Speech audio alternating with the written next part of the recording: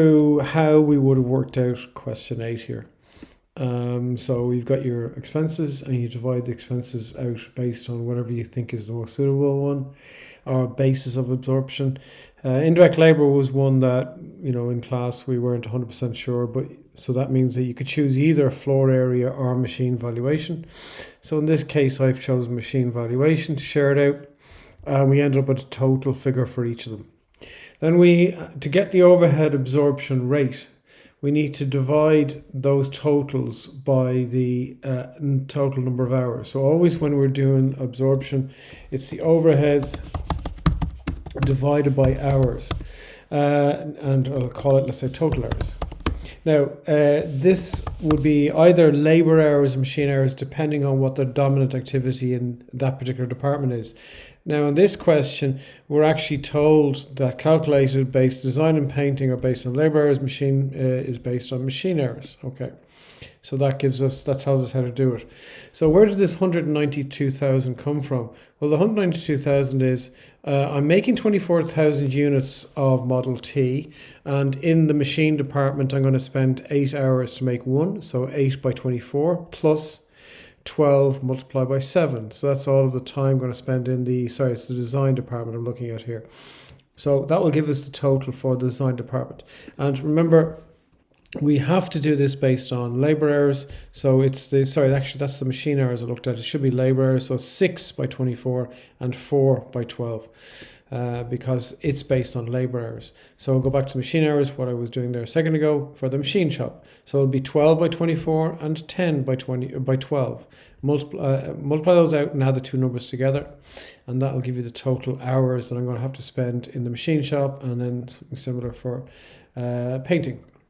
So then we move down to the cost of the job.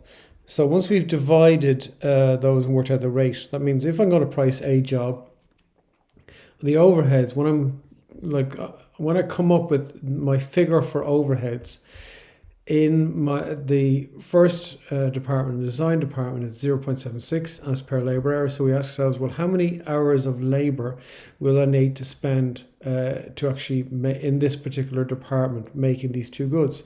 So I'm going to have to spend 6 hours multiplied by where is it now? So 6 hours multiplied by 7.76 for the first product, and the second product is going to be 4 hours multiplied by 0.76, and that's where the 456 and the 304 comes from. And I've just given an example of how I worked out the figure for the Model T only. The machine department is based on machine hours, so it'll be 0.25 multiplied by 5 hours for Model T of 12 hours of Model T. And then 10 hours of Model Z. That's the machine time. Then the last one was for labor, so 0.47 multiplied by 3 and 3 for the two different products, and that's where the figure 142 and 142 comes up from, the same figure. Then what we do is we add up the total and we get the overall total cost.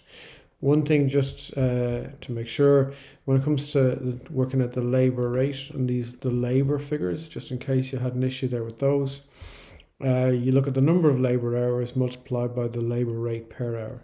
So 6 hours times 9 and 4 times 9, they're the two figures that we have, 54 and 36 in the design department, and we work the other departments out similarly. So we end up with a total cost of producing those two products. So that's the materials, which was given the question, no maths needed to work that one out. Then we have the labor figures, the overheads, and that will give us our total cost. With absorption costing, the way we come up with our costs is we always just add materials, labor, and the overheads. That's always the figure. That's the standard format for absorption costing. So we then have to work out our profit. Is it markup or margin? Let's just see what it says. It says down the bottom, it's a markup of 30%. That means in percentage terms, the profit is 30%. Because it's markup, it's the thing it's 30% of is percent of cost. So the cost is 100%. And then that means 130% is the selling price, okay? Now, let's get rid of those because that'll confuse you. So whatever that cost figure is, that's 100%. We get 30% of that. We add that on, and that gives us our selling price, and that's how we come up with this figure for selling price. I hope that makes sense for you for working out question 8.